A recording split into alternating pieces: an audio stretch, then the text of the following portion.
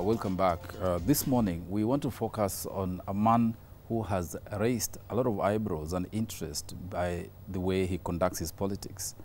Some think he's a villain, others think he's a hero. Is Alfred Keter, the politician that we have in the studio this morning, the MP for Nandi Hills. Karibu, Alfred. I don't even know where to start because, you know, we have a history. As friends, you can tell me a history. As friends, but yes. Let's get into the business. People saw you shoot into the limelight. All of a sudden, you had no long history in the public sphere as a politician. So people would like to know, who is Alfred Keter? I have a long history of engaging national politics. Since when I went to Njoro campus, I became a student leader at the early stages of first year, second year. Right. And that is where I started national politics. I supported NAC in 2002. I was in the NAC Youth Congress. We formed a caucus of young people who were advocating for change. And one of us was eventually nominated to parliament. That is Cecil Sesimbarire. Yes. We were with many, Captain Mbati, yes. Hassan Omar, Ken Obura, he is with us in parliament now. MP, yeah. There was Ken Mutuse and many others. Right. We had many young people who were under expulsion at that time, some were under suspension. So we really supported Kibaki, and we negotiated using our caucus to have a government that was going to employ 500,000 youths within 1 year. Then we disagreed with Kibaki in 2003. We started, I joined LDP, and then 2005 I was in the No team, where I became a youth leader. Yeah. We merged KANU and LDP to form ODM Youth League. Then 2007 we campaigned for Raila, I ran for Starehe, and I lost to Wanjiru. I was second after Wanjiru. In 2002? Nominations, yeah, in 2007. 2007, right. 2007. Oh, okay. After that, I went back to school because I had stopped at fourth year. I was doing agribusiness management. Then I went back to first year again in Nairobi University. I refused to go back to Njoro because I wanted to do now political science. I went 2008, after 2011 is when I graduated for my political science and public administration. Then I joined immediately international relations for my master's. And between 2007 and 2011, I started doing business, and I stopped politicking. Right. Then you had been expelled from Egerton University. Yeah, I was expelled. What was the reason? I was a student leader, and you know they had to cook a story that some students stole a bus, drove a bus, and you guys burnt down something, didn't you? And burning a custodian's office. Yes. There were many allegations that I was as a leader. Yeah. Then they used to you are victimized over anything that students do, because they believe you are the one who mobilizing them. You are the one influencing. So you were expelled in which year? I was expelled in 2002. Yes. Went back 2003 again. Then I was expelled again for the second time. And then you never went back there. I mean, of course, after 2 expulsions. I stayed out. Yeah. For 4 years. When I was ready to go back to Egerton, I decided not to, because I was already doing business in Nairobi, and I found it hard to commute from Nairobi to Njoro campus. Yeah, a lot of people who know you, don't believe. Alfred was here in town hustling the other day. Is it the same Alfred? What is the transformation that you have undergone from doing the business you're doing just before election and then getting into parliament? Although you say you have been engaged actively in over a period of time behind the scenes, how did you make it to get into Nandi Hills and to win? I was already popular. Especially because you're operating in Nairobi. I was operating in Nairobi, but I have a history. All that time in 2000, from 99 to 2003-04, I used to go home a lot. Even after 2007 elections, I focused on leadership in my own place, and that is in Nandi Hills. Yes. When the constituency was split into two, that is Tendret and Nandi Hills, I focused on Nandi Hills because that's where I come from. Right. And I have it in my blood. I really want to support those who are less fortunate. I want to hear out views for all those voiceless, and when there were issues I could raise, no matter what. I have that courage to. You elected a member of parliament on the Ruto's party, which means I could understand you are close to him. We have worked together with our deputy president and then for a long time. What has happened? You have become his most vocal critic. I think he's the one who changed because when we were before 2013, he was really focused. He could articulate issues. He could really focus on transforming this country, and then there is that change. I don't know whether it is power. What do you see in him? I don't know whether the power has gotten into him, and he no longer engages in good ways of leading, because you see his utterances at the moment.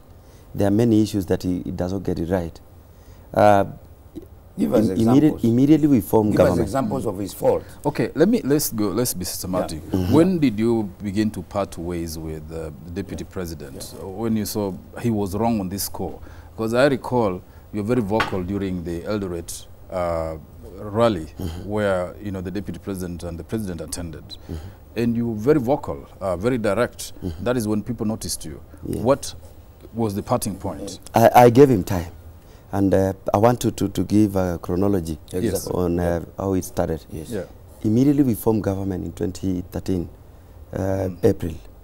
I had a lot of expectations in the two leaders. That is our President Uhuru Kenyatta and our Deputy President William Samoei Ruto. And then I saw a lot of things I did like. When you remember, immediately they were to announce on their cabinet. They said they will be the only two politicians in their cabinet. Later on, we found out there were three more. That is the Honorable Balala, Charity Ngilu, and Kasungu Kambi. Later on, we realized that it was coming from the leadership was one-sided. That our president had more say. They started employing their own people, and I said it was not just because the two parties are national parties, and I want that one to come out very clearly. That when I say that URP does not get space in government, I don't mean our community Kalenjin are not given space. The two political parties are national parties. But I could see some people being employed who were directly involved in politics, and they were from a particular party, TNA. I saw the Honorable Mututo being given some government position. Then I saw Lee Kinyanjui, who was in TNA. I saw about 3-4 people.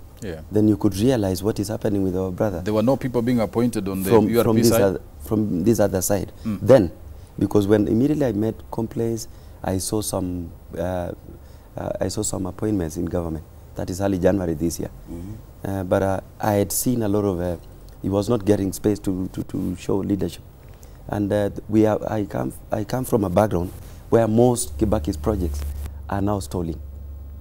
Then there is no funding, the contractors are moving, and we don't know what is happening in the entire. Can you give examples of such projects? There is a Chepterit Barato Road, which was commissioned by Kibaki in 2009. It is an ongoing project, and there is no money. Even this budget that we are reading tomorrow, it has no funding. There is Mosoriot Kaiboi, which had funding from 2009, and at the moment there is no funding. There is Chepkoilel Ziwa Road. There is Kabarnet Tenges Sacho Road. There is Iten Kapsawar Tot Road. There is Molo Olenguruani Road. Many roads that were ongoing projects. They are not being and it funded. has no funding. So How you do you wonder what is explain that? happening. I don't know, because when you see other regions of this country, the projects are moving, things are being done, things are moving, and then you see roads that were commissioned 2009 4 years. Maybe they were just political projects to appease people and there was no funding provided for them in the first place. But they should have funded now that we're in government. So they should have inherited them and taken them Yeah, up they should have as, taken as over ongoing from Kibaki. projects. They should have taken over. And before you fell out publicly. And there is another issue that I really needed to raise. Yeah. There are people who are working with us in URP head office. Many of them. Ian Tanui, there was George, there was, he was the executive director, a young boy, Jasper.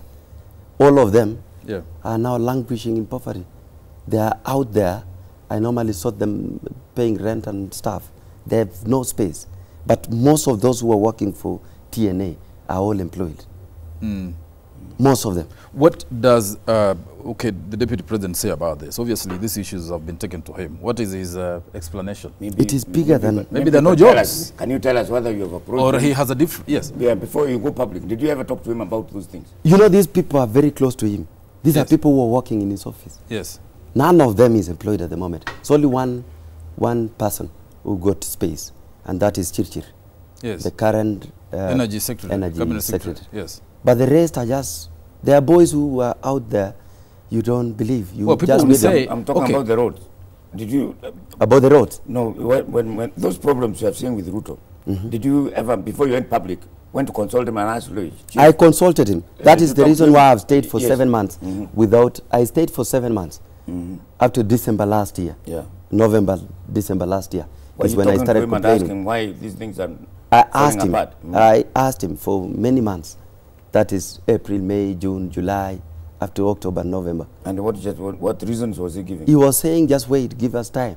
But it's now 1 year plus 2 months. And you wonder, when are we waiting for this time to end? And you know, we came on a platform of Kusema na Kutenda. We came on a platform where we thought young people will get space in government. If let me say this.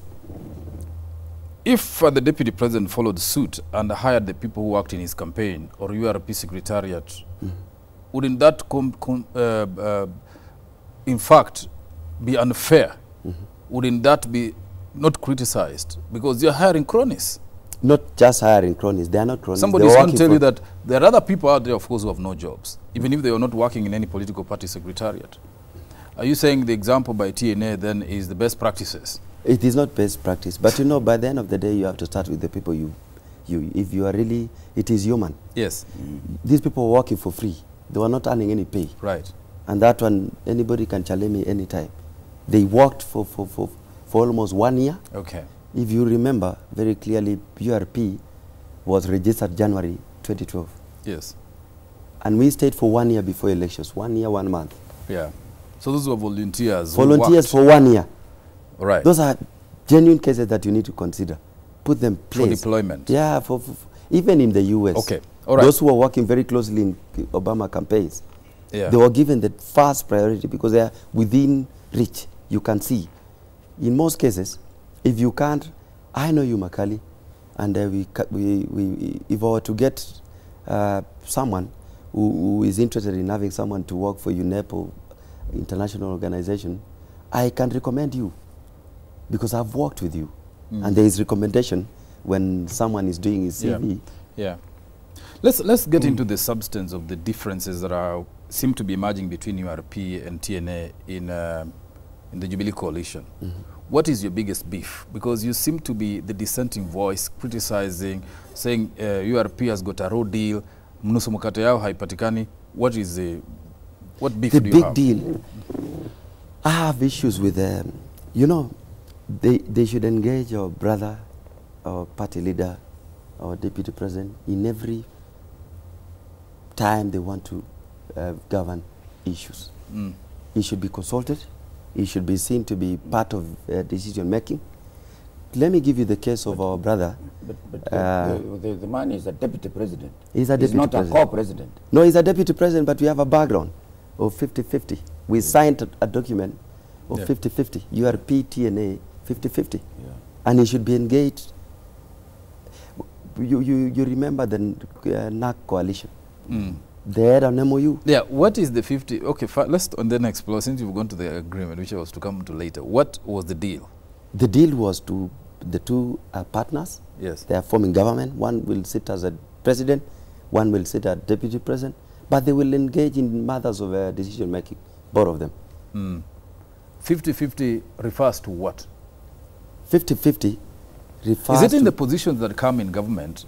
The URP should produce 50% or 50% should go to positions assigned by URP and 50% assigned by TNA in terms of job allocation? If you remember the way it started.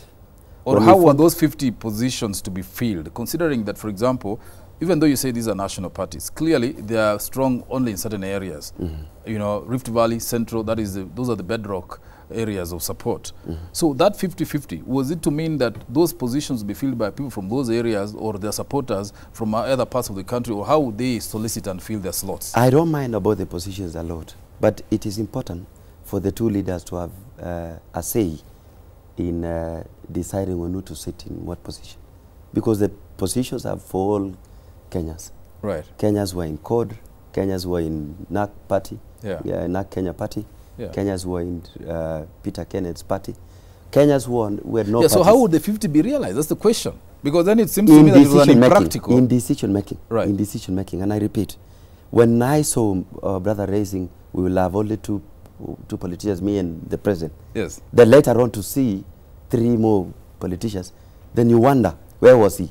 You remember, those three did not come through URP. They came through TNA. Balala, no. Even Kambi came from there. Kambi was a URP. Was URP. Stalwart. Yes. It was URP. But I'm saying, if you can say that tomorrow I will not do a press conference, then so you're addressing the principle. Measuring word against deed. He said he didn't do it. He didn't do it. Yes. Which means there are many other forces which influence decision making other than him. But he's not complaining.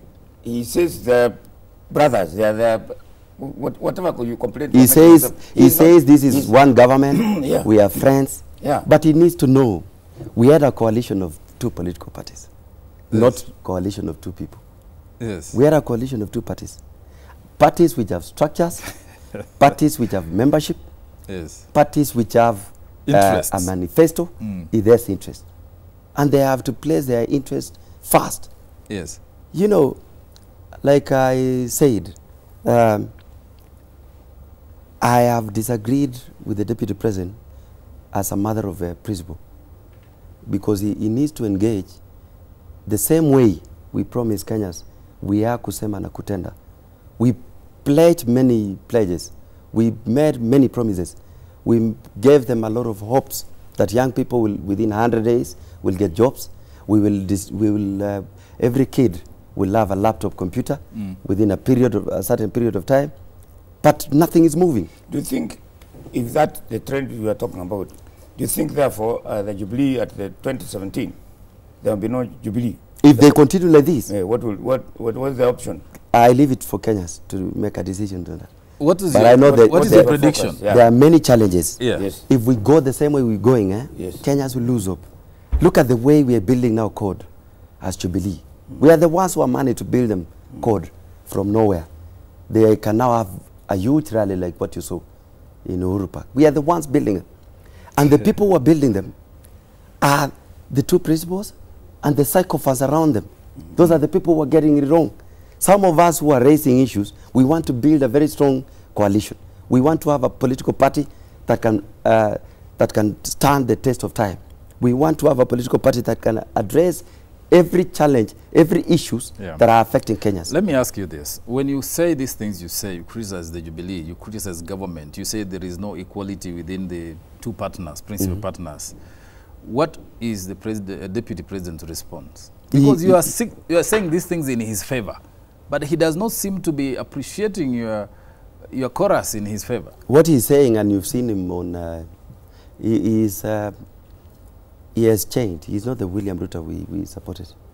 Our deputy president is totally different from the person we supported before 2012, before 2013. And different in what way? Specifically, what exactly? Different because he's not listening to you. He doesn't talk to you. You don't see him as often as you'd want to see him. He doesn't go to sit in baraza and wazes at home. No, we're sitting with him. Sitting with him is no problem. So how is even to access him is not a problem. Yes, but he can't perform the things. He stopped listening. Immediately became deputy president. So when you sit with him, you tell him things, but he doesn't listen. He does not listen, then he does the opposite. Look at the same way when this issue of code, suggesting that we want to have a national dialogue. Over to me, any leader, even the Honorable Keter, if the people who lost election in 2013 and they were running with me, and they lost from different parties of within the URP, those who lost at primaries level, and they want to sit with me to chart a way forward for my constituents, then I will be willing and ready to facilitate dialogue. A good leader must be the one who can embrace dialogue. And I like the way the president took. He said, national dialogue is ready. But our deputy president was quick to dismiss. He was in Narok on a national TV. He said that we have no business with those people who lost. And he has won. And you are saying he's and he's the one who won. He has won this argument. He's winning the argument? Yes. Because there will be no dialogue. My brother, this country is bigger than all of us. This country is, we have one president, the Honorable Uhuru Muigai Kenyatta. Let me put it to you this And he's a president of all of us. Yes. He's a president of CORD, Jubilee, all parties. Let me put it to you this way. You support the call for CORD to have a national dialogue. If they want to reason with us to have security issues, they want to have a say, let them be given a platform. How popular is this view within URP as a party, leave alone the deputy president? Is this a Lone Ranger position, or is it shared by other people in URP? Many members of parliament are saying we should give them, you know, we are facing a lot of challenges. We are facing a lot of challenges. You see, tourists are running. I was in Mombasa, South Coast, and I've been in North Coast, in Malindi, and I was in Kwale. You cannot believe, hotels are closing down. Yeah. Agriculture as a sector is completely coming down. The sugar industry is falling. Tea farming is already falling. You cannot imagine. The bonuses reduced within 1 year by 10 shillings. That's the bonus. I come from a background of tea farming, and I know. If you see, the maize farming is collapsing. Everything is collapsing. The roads are in pathetic condition. Nothing is moving. Health sector, you cannot believe. Food security, you've seen at the moment, people are dying in Baringo as we speak. The agriculture secretary was here. He said it's not true. He has 15,000 bags there. Only that is not accessible. Anyway, let me ask you. You take 15,000 bags to Nyahururu. How will you access Rumuruti? Yeah. You take it to Kabarnet. How will you access it to Muchongoi? What I wanted to ask you is this. To Ginyang. Yeah. It is a challenge because there are no roads. Let me go back to the dialogue issue. In your constituency, you have said if they want to talk to you, even those who lost, if they want to talk to you, I'll give them space. Dialogue. What if you perceive that a leader of that group that wants to have dialogue, his agenda is to promote himself? Not. I have no problem. If by the end of the day they give solutions to my constituents, why should I be selfish, whether they are promoting themselves or not? Maybe they want to undermine you so that 2017 you lose. You don't, but they will not undermine you. It is, you know, if you take leadership and embrace dialogue, Kenyans are watching. They will know this leader was ready to listen. You are a leader of all people. You remember Kibaki, the way he used to engage. He was so humble. He was a leader where you could see, and that's why we had a lot of transformation. From 2003, most of the projects that you see at the moment, even CDF and many other things that were done within the 10-year period that Kibaki was president. Despite the challenges that we had in 2007 and 2008, we had a lot of improvement in our economy. Let's go into URP, the party. There are those who believe that you are not acting on your own, that you are a gun for hire, that when you speak, you are speaking for somebody. It's not Keter. In fact, it was said so. They said I know why. They don't expect to find good leaders. It is almost impossible, even for you to really see a good leader who can call a spade, who can raise issues no matter what party they belong to, who can, in a positive manner, criticize government, even when you serve the same government. It is almost impossible. I'm not anybody's... You're not anybody's megaphone. No. Myself, I speak when it came to standard gauge railway, they said that you are talking on behalf of some company. They said I spoke for those who lost yes. the contract. Yes. But you remember there was no contract. They paid you. They said they paid you. You those remember, companies paid you to talk for them. Don't forget there was no contract. I was complaining because tendering process was not followed. The procedures of tendering was not followed. So there was no one who lost. There was only one beneficiary, the one who got the contract, because it was single sourced. Yes. I complained because there is a tendering process. And we have a constitution. Article 227 says that any process where you engage such magnitude of national resources, you must subject to a process that is transparent, that is competitive, so that by the end of the day, we have value for our money as citizens of this country. So where did you take that vote to? To what extent? Your campaign, it is in Parliament. Position? Because the railway is going on. It is not going on. Was here. The land has been acquired. Compensation is going on. People have pitched camp already on the ground to begin the process of construction. They are in a rush. They are in a rush. So what has been the benefit or the ultimate end of your protestations? I said, and I want to be on record having said, the railway project is a big scandal. It's a mega scandal. It is Anglo leasing 500 times. It is Collenberg combined with Anglo leasing.